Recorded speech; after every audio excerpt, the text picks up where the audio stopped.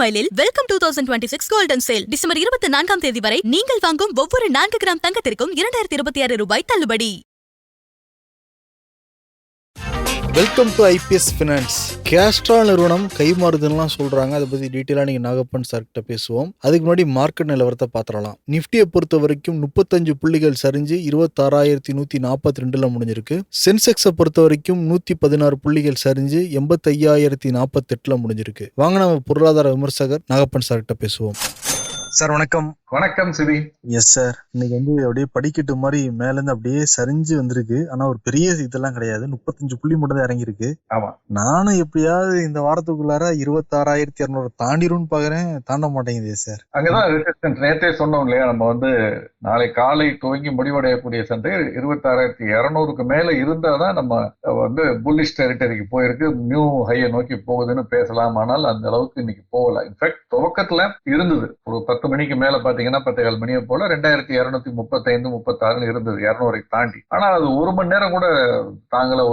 ஒரு மணி நேரம் 1.5 மணி நேரத்துல பாத்தீங்கன்னா ஒரு நண்பர்களுக்கு முன்னரே 26,200க்கு கீழே வந்துருச்சு. அதற்கு பிறகு தொடர் இறக்கம் தான். கிட்டத்தட்ட 100 புள்ளிகளுக்கு மேல அந்த பீக்ல இருந்து பாத்தீங்கன்னா இன்னைக்கு இறங்கி இருக்கிறத பாக்குறோம். சோ இது நம்ம ஓரளவு எதிர்பார்த்த ஒரு லைன்ல தான் இருக்கு. ஏன்னா புதிதாக மேல எழுவதற்கான ட்ரிகர் பாயிண்ட்னு எதுவும் பெருசா இல்ல. அதனாலதான் அட்வான்ஸோட டிக்ளைன் அதிகமா இருக்கு. செக்டார்ஸ் பாத்தீங்கன்னா பெரும்பாலான செக்டர்ஸ் இன்னைக்கு இறக்கத்துல இருக்கு. அதே மாதிரி ப்ராடர் இண்டெக்ஸ் நிப்டி 100, 200, 500 இன்னைக்கு இறக்கத்துல. நிப்டி மிட் கேப் இறக்கத்துல. ஸ்மால் கேப் 100 மட்டும் ஒரு சின்ன ஏற்றத்துல. பட் எதுவுமே சிக்னிபிகண்டான ஏற்றமோ இறக்கமோ இல்லை. அப்படிங்கிறது மீண்டும் பெரிய அளவுல வீழ்வதற்கான வாய்ப்புகளும் குறைவு அப்படிங்கறது தான் பாக்குறோம். அதே முன்பு மாதிரி ஒரு 200-300 புள்ளிகள் நிப்டி இறங்கலாமே தவிர பெரிய அளவுல இறங்குவதற்கான வாய்ப்புகள் குறைவு. என்னன்னா ஏன் பெரிய அளவுல அதிகரிக்காதுங்கிறதுக்கு ஒரு காரணம் என்ன சொல்லப்படுகிறதுனா, அமெரிக்காவுடைய ஜிடிபி அந்த பொருளாதார வளர்ச்சி குறித்த புள்ளி விவரங்கள் வெளியானது பார்த்திருப்பீங்க.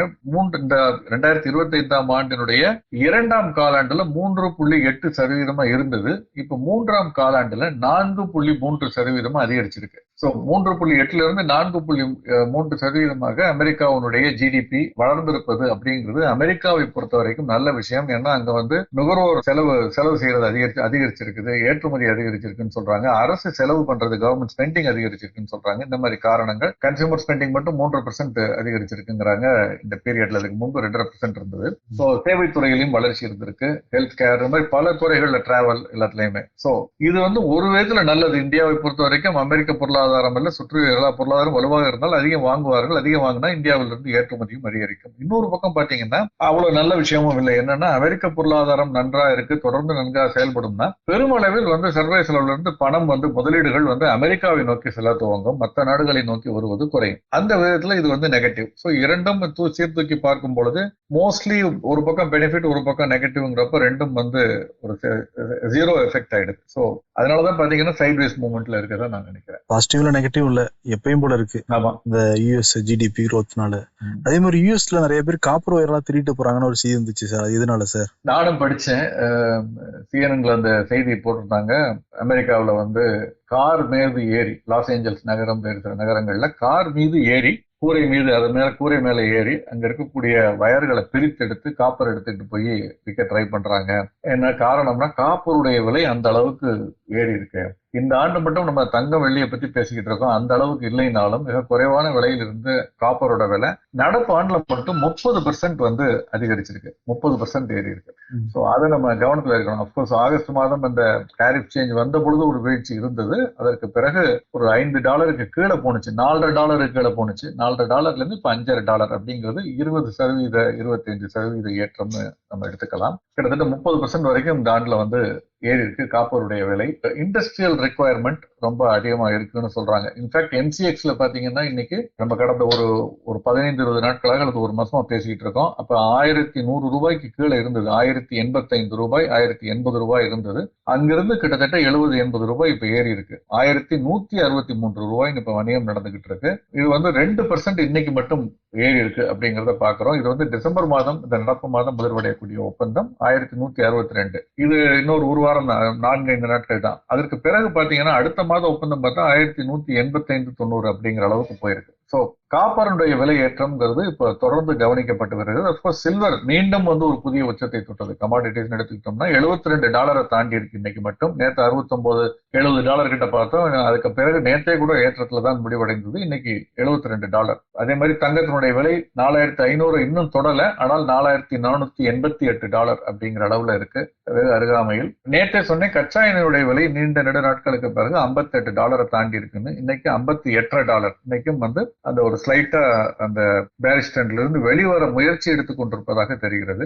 அது ஒரு $60-61 டெசிசிவா தாண்டினா அடுத்த லெவலுக்கு புதிய புல்லிஷ்னஸுக்கு அது போறதுக்கு வாய்ப்பு இருக்கு. அது வரைக்கும் அது பெரிய புல்லிஷ் ட்ரெண்ட் ஃபார்ம் ஆக வாய்ப்பு இல்லை, பார்க்கலாம்.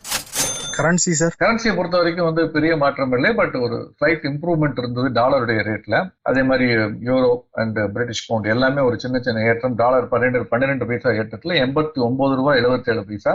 யூரோ 12 பைசா அதிகரிச்சிருக்கு, அது $106.41. பிரிட்டிஷ் பவுண்ட் 29-30 பைசா அதிகரிச்சிருக்கு, $121.92. இது எல்லாமே நடப்பு மாத ஒப்பந்தங்கள் முன்பேர வணிகத்துல உள்ள விலையை சொல்றேன். யூரோ நடப்பு மாத ஒப்பந்தம் பாத்தீங்கன்னா 105.95 பைசா அதிகரிச்சிருக்கு. ஜாப்பனீஸ் யென் மட்டும் ஒரு சற்று வீக்னஸ்ல இருக்கு. மற்ற 3 கரன்சியுமே இன்னைக்கு ரூபாய்க்கு நிகராக அதிகரிச்சிருக்கிறத பாக்குறோம். சர்வதேச சந்தையில டாலருடைய மதிப்புல பெரிய மாற்றங்கள் எதுவும் இல்லை. கேஸ்ட்ரால் நிறுவனம் கைமாறுதுங்களா? $6 பில்லியன் அளவுக்கு ஒப்பந்தம் முடிஞ்சிருச்சு அப்படின்லாம் சொல்றாங்க. ஓகே, அது மறைமுகமாக கை மாறுகிறது அப்படின்னு எடுத்துக்கலாம். ஏன்னா இதனுடைய அந்த சிஸ்டம் நம்ம இது எப்படி இருக்குங்கிறத புரிஞ்சுக்கணும்.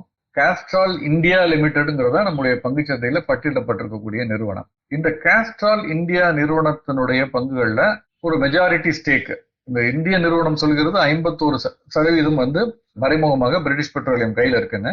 ஆனா பிரிட்டிஷ் பெட்ரோலியம் ரிலீஸ் பண்ணிருக்க அந்த இதுல அவங்க என்ன சொல்றாங்கன்னா இதனுடைய இதுல 49% சொல்றாங்க. அந்த 2% எங்க டிஃபரன்ஸ் தெரியல, ஒருவேளை அதனுடைய ஹோல்டிங் கம்பெனியில் இருக்கக்கூடிய சொல்றாங்களான்னு பார்க்கணும். பட் மெஜாரிட்டி ஸ்டேக் கேஸ்ட்ரால் இந்தியாவினுடைய மெஜாரிட்டி ஸ்டேக் யார்கிட்ட இருக்குன்னா கேஸ்ட்ரால் லிமிடெட் இருக்கு. இந்த கேஸ்ட்ரால் லிமிடெடுடைய 100% ஹோல்டிங் யார்கிட்ட இருக்குன்னா கேஸ்ட்ரால் குரூப் ஹோல்டிங்ஸ் லிமிடெட்ங்கிற கம்பெனிட்ட இருக்கு. இந்த கேஸ்ட்ரால் குரூப் ஹோல்டிங்ஸ் நிறுவனத்தை அதனுடைய 100% ஹோல்டிங் யார்கிட்ட இருக்குன்னா பிரிட்டிஷ் பெட்ரோலியம். மறுபடியும் சொல்றேன், பிரிட்டிஷ் பெட்ரோலியம் நிறுவனம் 100% ஹோல்டிங் கேஸ்ட்ரால் குரூப் ஹோல்டிங்ஸ் லிமிடெட்ல வச்சிருக்காங்க. இந்த Castrol group holdings limited 100% holding Castrol லிமிடெட்ல வச்சிருக்காங்க. அந்த கேஸ்ட்ரால் லிமிடெட் தான் இப்ப 51% ஹோல்டிங்க இந்திய கேஸ்ட்ரால் நிறுவனத்துல வச்சிருக்கு. இப்ப என்ன நடக்குதுன்னா ஸ்டோன் பீக் அப்படிங்கிற அந்த ஸ்டோன் பீக் இன்ஃப்ராஸ்ட்ரக்சர் ஃபண்ட்னு ஒரு ஃபண்ட் இருக்கு. அவர்களுடைய ஒரு என்டைட்டி மோஷன் ஜேவிகோ லிமிடெட் அப்படிங்கிற அந்த நிறுவனம் பிரிட்டிஷ் பெட்ரோலியத்தோட ஒரு ஒப்பந்தம் போட்டிருக்கு. அந்த ஷேர் பர்ச்சேஸ் அக்ரிமெண்ட் அல்லது சேல் அண்ட் பர்ச்சேஸ் அக்ரிமெண்ட் சொல்லுவோம். அந்த அக்ரிமெண்ட் படி இந்த மோஷன் ஜேவி கம்பெனி, அதாவது ஸ்டோன் பீக் இன்ஃப்ராஸ்ட்ரக்சர் மறைமுகமாக அதை வாங்க போறாங்க. எதை வாங்க போறாங்கன்னா அந்த கேஸ்ட்ரால் குரூப் ஹோல்டிங்ஸ் லிமிடெட் அப்படிங்கிற நிறுவனத்தினுடைய 100% பங்குகளை வாங்க போவதாக அவங்க தெரிவித்திருக்கிறார்கள் இந்த கேஸ்ட்ரால் லிமிடெட். அதன் மூலமாக மறைமுகமாக இந்த கேஸ்ட்ரால் இந்தியா நிறுவனத்தினுடைய கண்ட்ரோலும் பிரிட்டிஷ் பெட்ரோலியத்திலிருந்து விலகி இந்த இவங்களுக்கு போகுது அப்படின்னு ஒரு விஷயம். இதுல ஒரு சின்ன குழப்பம் என்னன்னா என்எஸ்சிக்கு அந்த நிறுவனம் இது முதல்ல இந்த செய்தி வெளியானது மணி கண்ட்ரோல்லையும் வேறு சில இணையதளங்கள்ல வெளியானது. இதை தொடர்ந்து தேசிய பங்குச்சந்தையும் மும்பை பங்குச்சந்தையும் அந்த நிறுவனத்திடம் விளக்கம் கேட்கிறார்கள். என்ன உங்க நிறுவனத்துல இப்படி ஒரு மாற்றம் நடந்திருக்கு, நீங்க என்ன எக்ஸ்சேஞ்சுக்கு, ஏன்னா இது மிகப்பெரிய மாற்றம் இல்லையா, மறைமுகமான கண்ட்ரோல் இப்ப இருக்க ஒரு ப்ரொமோட்டர் இன்னொரு ப்ரொமோட்டருக்கு போகுது அப்படிங்கும் பொழுது அதை தெரிவிக்கணும். அதை நீங்க என்ன தெரிவிக்கலன்னு கேட்கும் பொழுது அவங்க என்ன சொல்றாங்கன்னா இந்த மாற்றம் நிகழ்ந்திருப்பது அங்க யூகேல, அங்க பிரிட்டிஷ் பெட்ரோலியம் நடந்திருக்கு, அதனால அந்த இதை நாங்க என்க்ளோஸ் பண்ணி அனுப்புறோம். அந்த அவங்க பிரிட்டிஷ் பெட்ரோலியம் ரிலீஸ் பண்ணிருக்கக்கூடிய அந்த பிரஸ் ரிலீஸை அட்டாச் பண்ணி உங்களுக்கு அனுப்பிச்சிருக்கோம்னு சொல்லி அனுப்புறாங்க. அதுல 65% ஸ்டேக்னு இருக்கு. அதுல இருக்கக்கூடியது 65% ஸ்டேக் ஆஃப் கேஸ்ட்ரால், அதை ஸ்டோன் பீக்கு விற்கிறோம்னு சொல்றாங்க. அப்ப மறைமுகமாக இந்த 51லயே 65 தான் இருக்கணும். ஓகே, ஆனா அதே நிறுவனம் கேஸ்ட்ரால் நிறுவனமே மீண்டும் தேசிய பங்குச்சந்தைக்கு இன்னொரு இதுவும் அனுப்பிச்சிருக்காங்க. அதுல 100% இருக்குது. அதனால இது ஒரு சின்ன குழப்பம் இருக்கு. பிரிட்டிஷ் பெட்ரோலியத்துடைய வெப்சைட்ல போய் பார்த்தா 65% ஷேர் ஹோல்டிங் ஆஃப் கேஸ்ட்ரால் அப்படின்னு இருக்கு. ஓகே, நீங்க கேஸ்ட்ரால் இந்தியா விட்டுருங்க, அதனுடைய ஹோல்டிங் கேஸ்ட்ரால்ட்ட தான் இருக்கு. அதுல 65% அவங்க சொல்றாங்க.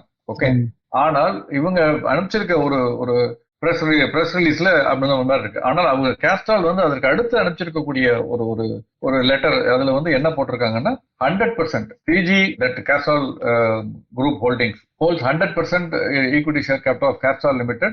Castrol Limited, promoter of the company, holds 51% equity share capital of the. Consequently, upon completion of underlying transaction, indirect sole control போயிடும்னு சொல்றாங்க. ஸோ 100% சொல்றதுனால இது ஒரு சின்ன குழப்பம் இருக்கு. Share purchase agreement entered for 100% holding இருக்கு. இது என்னங்கிறத விரைவில் அவர்கள் தெளிவுபடுத்துவார்கள் நம்பலாம். பட் இந்த செய்தி வெளியானவுடன் அந்த பங்கினுடைய விலை 7-8% அதிகரிச்சது, விறுவிறுன்னு அதிகரிச்சதை பார்த்தோம். அதற்கு பிறகு அதாவது அது கிட்டத்தட்ட 200 ரூபாயை தாண்டியதுன்னு நினைக்கிறேன் வணிகத்துக்கு இடையே. பட் முடிவடையும் பொழுது பாத்தீங்கன்னா இந்த விளக்கங்கள் வர வர வர பாத்தீங்கன்னா அந்த அதாவது இன்னைக்கு காலையில வணிகம் துவங்கியது 184 ரூபாய் 85 ரூபாய், அதை ஒட்டிதான் கிட்டத்தட்ட நண்பகல் வரைக்கும் இருக்கு. நண்பகலுக்கு பின்னர் வெறுவருன்னு ஒரு அடுத்த அரை மணி நேரத்துல அது 200 ரூபாய் தாண்டுகிறது இந்த செய்திகள் வெளியான பிறகு. அதற்கு பிறகு விளக்கங்கள் ஒரு 3 மணிக்கு மேல வெளியாகிறது. 3 மணிக்கு மேல வெளியான பிறகு திரும்ப 189 ரூபாய் கிட்ட வந்துருச்சு. அதாவது 201 ரூபாய் போன பங்கு 189 ரூபாய்க்கு வந்திருக்குன்னா கிட்டத்தட்ட 12 ரூபாய் அல்லது 5 அல்லது 6% ஏற்ற இறக்கம் அல்லது வீழ்ச்சி ஏற்றம்ங்கிறது ஒரு நாள்ல இருந்திருக்குங்கிறத நம்ம கவனத்துல கொள்ளணும். இது எல்லாமே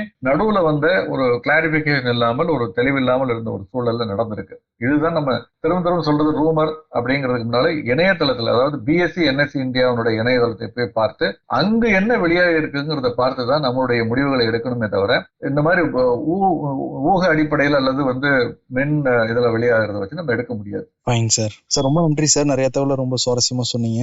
நாளைக்கு கிறிஸ்துமஸ் விடுமுறை, அதனால நாளை மறுநாள் சந்திப்போம் சார். Thank you sir. நாளை மறுநாள் சந்திப்போம். புத்தாண்டு கொண்டாட்டமாக தங்கமயில் வழங்கும் வெல்கம் 2026 கோல்டன் சேல். நீங்கள் வாங்கும் ஒவ்வொரு 4 கிராம் தங்கத்திற்கும் 2026 ரூபாய் தள்ளுபடி. இச்சலுகை டிசம்பர் 24 வரை மட்டுமே. தங்கம் வாங்க தங்கமயிலுக்கு வாங்க.